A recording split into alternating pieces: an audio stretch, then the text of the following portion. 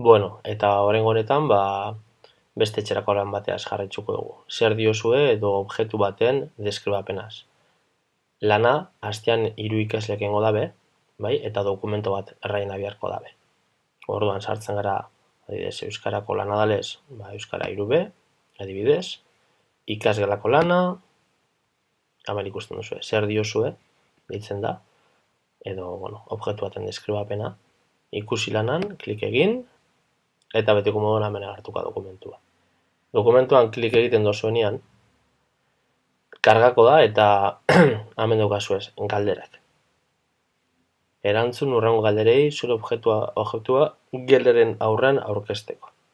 Zer da erakutsiko diguzuna? Hemen erantzun aldabein, eta azpiran objektu horren argazki bat pega.